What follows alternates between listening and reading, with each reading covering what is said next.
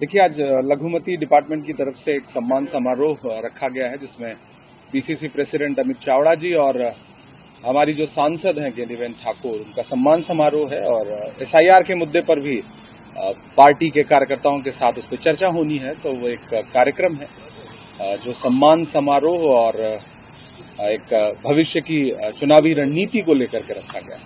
3 से 4 लोगों की मौत, आपने एसआईआर की बात की, यहाँ पे निधन हुआ है। एसआईआर गुजरात की अगर हम बात करें, इसमें जितने भी शिक्षक थे उन्हें इस काम में लगाया गया, कुछ अपने अपनी वजूहत रहे हैं उसके, पर कुल मिला के 3 से 4 लोग, 5 लोगों की डेथ हुई है। क्या आप कहेंगे इसमें? देखिए, एसआईआर जिस तरह से मौत की खबरें पूरे देश से, सिर्फ गुजरात ही नहीं बल्कि उत्तर प्रदेश से लेकर के बाकी राज्यों में भी, पश्चिम बंगाल में भी जिस तरह से लोगों की मौत हो रही है, बीएलओज की मौत हो रही है, जहर खा ले रहे हैं लोग, वो बताता है कि किस तरह से चुनाव आयोग दबाव बना रहा है और किस तरह से एक ऐसा टास्क उनसे पूरा करवाना चाहता है कि जो शायद वो पूरा करने में असमर्थ नहीं है। ऐसे में इस पूरी खूनी प्रक्रिया को चुनाव आयोग को एक बार समझना पड़ेगा कि आपकी कोई भी प्रक्रिया इतनी जल्दबाजी में क्यों है, जिसमें अब तक 26-27 बीएलओज और उससे जुड़े एसआईआर से जुड़े अधिकारियों की मौत हो चुकी है। और गुजरात में भी 5 मौतें संज्ञान में आई हैं। ये बहुत ही शर्मनाक है। चुनाव आयोग को इस पे जवाब देना पड़ेगा।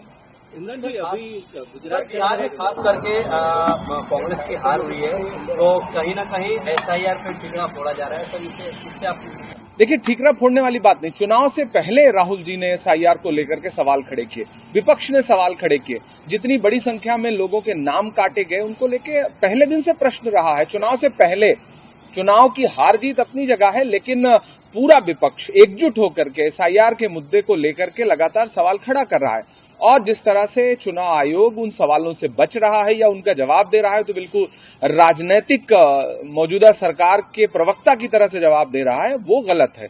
एक स्वतंत्र संस्था चुनाव आयोग, जिसकी विश्वसनीयता इस देश में लोकतंत्र की बुनियाद है, उसकी विश्वसनीयता बची रहे, विपक्ष वही प्रयास कर रहा है। लेकिन चुनाव आयोग को यह समझना पड़ेगा कि सरकारें आती जाती रहती हैं। आपका काम है लोकतांत्रिक प्रणाली में, चुनावी प्रक्रिया में जनता का विश्वास बरकरार रखना, जो इन दिनों आप रखने में असमर्थ रहे हैं। इमरान जी, एक सवाल बिहार इलेक्शन से जुड़ा हुआ है। जैसे कि राहुल गांधी ने 3 प्रेस कॉन्फ्रेंस करके अलग अलग स्टेट्स में बताया कि कैसे वोट चोरी हुई।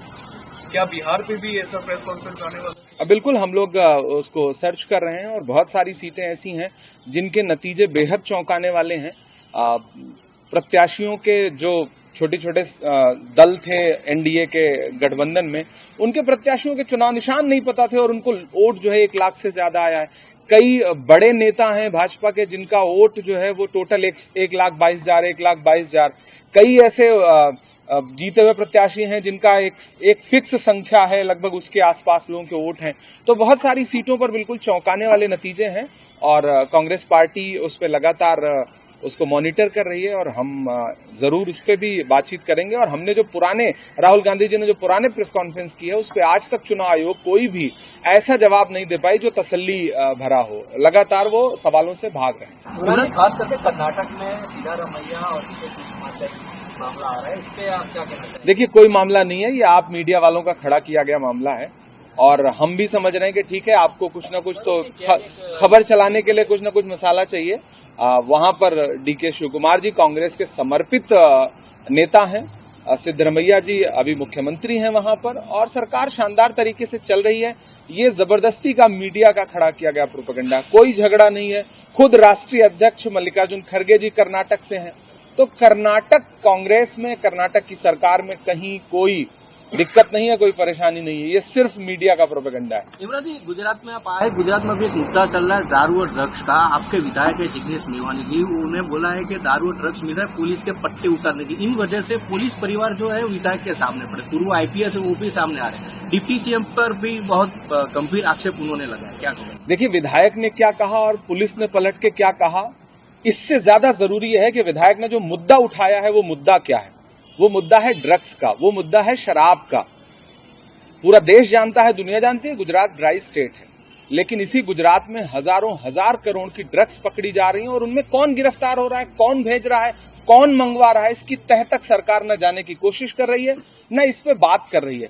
ऐसे में वो जबरदस्ती का एक प्रकरण खड़ा न किया जाए, जबकि हमें ये कहना है और पूरी कांग्रेस पार्टी को कहना है कि गुजरात के युवाओं को नशे की लत से कैसे बचाया जाए। विधायक ने एक इनिशिएट किया है, बाकी स्टेट की जनता भी उससे जुड़ रही है और ये मुद्दा बहुत महत्वपूर्ण है। मैं पूरे बिहार के लोगों से कहूंगा कि अपने बच्चों को गुजरात, बिहार दोनों स्टेट में इससे जोड़ रहा हूं कि दोनों जगह शराबबंदी और दोनों जगह इसी तरह का मामला आता है और दोनों जगह भाजपा की सरकार है कि आप कहीं भी घूमें, आप जहां चाहेंगे आपको शराब मिल जाएगी। बाकायदा खुले में बिहार में कई प्रकरण इस तरह के आए, गुजरात में भी यही स्थिति है। ऐसे में मैं दोनों राज्यों में जहां भाजपा की सरकारें हैं और शराबबंदी का ढिढोरा भी पीटती हैं, मैं तो उनसे कहूंगा कि आप गुजरात में नशा कैसे आ रहा है, यहाँ के युवा नशे का शिकार कैसे हो रहे हैं, खतरनाक तरह के ड्रग्स कैसे आ रहे हैं, इसके पीछे मास्टरमाइंड कौन है, कौन से देश से ड्रग्स आ रहा है, ये सारी चीजें गुजरात के सामने रखे जाने की आवश्यकता है। जामनगर वाला कैसे आप बखूबी वाकिफ होंगे, जिसमें आपकी पोस्ट के ऊपर जो एफआईआर हुई थी उसमें सुप्रीम कोर्ट ने भी अपनी बात कही। गुजरात की परिप्रेक्ष्य में अभिव्यक्ति की आजादी कितनी है, क्या है, उसमें क्या है?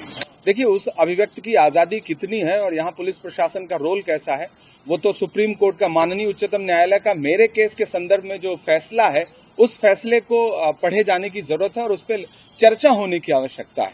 सेमिनारों में, विद्यालयों में बाकायदा माननीय उच्चतम न्यायालय ने कहा है कि क्या 75 वर्ष बीत जाने के बाद हम पुलिस को यह बताएं कि अभिव्यक्ति की स्वतंत्रता क्या है, क्या हमें बताना पड़ेगा? तो मुझे लगता है माननीय उच्चतम न्यायालय के निर्णय की एक एक कॉपी राज्य सरकार को हर पुलिस स्टेशन को भेजनी चाहिए।